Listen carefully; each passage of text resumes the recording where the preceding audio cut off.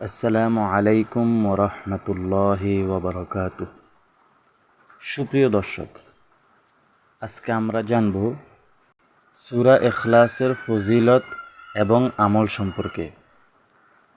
সূরা ইখলাস কোরআনে কারীমের 112 নম্বর সূরা।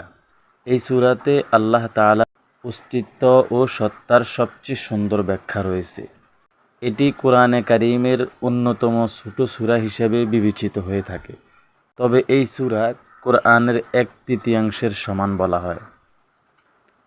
সূরা ইখলাস অর্থ গভীর অনুরাগ, একনিষ্ঠতা, অকাট্য বিশ্বাস, খাঁটি আনুগত্য, শিরক থেকে মুক্ত হয়ে তাওহীদ বা এক আল্লাহর উপর খাঁটি ও অকাট্য বিশ্বাসী হওয়াকে ইখলাস বলা হয়।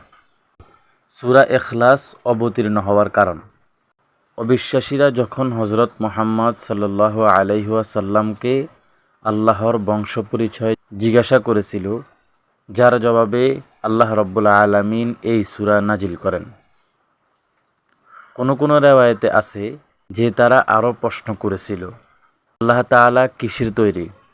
স্বর্ণ, রূপা অথবা অন্য কিছুর তৈরি? এর জবাবে এই সূরাটি অবতীর্ণ হয়েছে। এবং সূরা ইখলাস এমন একটি সূরা যে সূরা পাঠ করলে জান্নাত অবধারিত হয়ে যায়। সূরা ইখলাসের অনেক ফজিলত রয়েছে। সূরা ইখলাস যিনি ভালোবাসেন তিনি জান্নাতে যাবেন। সুবহানাল্লাহ। হাদিস শরীফে এসেছে, এক ব্যক্তি রাসূলুল্লাহ সাল্লাল্লাহু আলাইহি ওয়াসাল্লামের কাছে এসে বললেন, আমি এই সূরাকে অনেক ভালোবাসি। তখন রাসূলুল্লাহ সাল্লাল্লাহু আলাইহি ওয়াসাল্লাম বলেন, সূরা ইখলাসের প্রতি ভালোবাসা তোমাকে জান্নাত পর্যন্ত নিয়ে যাবে। সুবহানাল্লাহ। সূরা ইখলাসের ফজিলত হচ্ছে, সূরা ইখলাস কোরআনে কারীমের 1/3, অর্থাৎ 1/3 সমান। হাদিস শরীফে এসেছে, একবার রাসূলুল্লাহ সাল্লাল্লাহু আলাইহি ওয়াসাল্লাম বলেন, তোমরা সবাই একত্রিত হয়ে যাও, আমি তোমাদের কোরআনের 1/3 পড়ে শোনাব। এরপর রাসূলুল্লাহ সাল্লাল্লাহু আলাইহি ওয়াসাল্লাম সূরাতুল ইখলাস অর্থাৎ কুল হুয়াল্লাহ সূরা পড়ে শোনালেন। এর দ্বারায় বোঝা যায় সূরাতুল ইখলাস কোরআনে কারীমের 1/3 সমান, অর্থাৎ কোরআনে কারীমের 1/3। এবং বিপদ আপদে সূরাতুল ইখলাস খুব উপকারী। হাদিস শরীফে এসেছে, রাসূলুল্লাহ সাল্লাল্লাহু আলাইহি ওয়াসাল্লাম বলেন, যে ব্যক্তি সকাল বিকাল সূরাতুল ইখলাস এবং সূরা ফালাক ও সূরা নাস পাঠ করবে, তাকে আল্লাহ রাব্বুল আলামিন সমস্ত মুসিবত থেকে রক্ষা করবে। সুবহানাল্লাহ। এই হাদিসটি এসেছে আবু দাউদ এবং তিরমিজি শরীফের মধ্যে।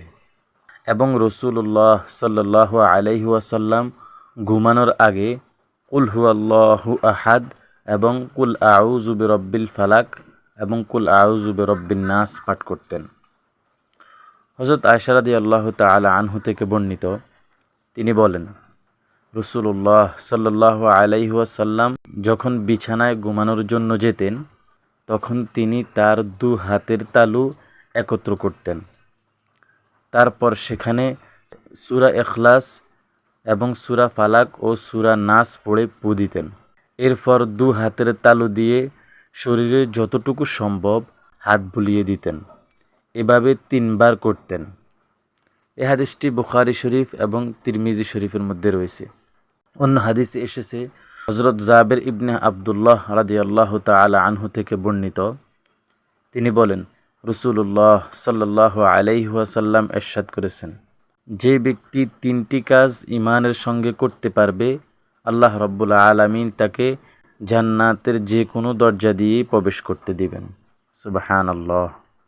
তার মধ্যে 1 নাম্বার হচ্ছে, যে হত্যাকারীকে ক্ষমা করে দিবে। 2, যে ব্যক্তি গোপন ঋণ পরিশোধ করবে। 3, যে প্রত্যেক নামাজের পর 10 বার সূরা ইখলাস পাঠ করবে।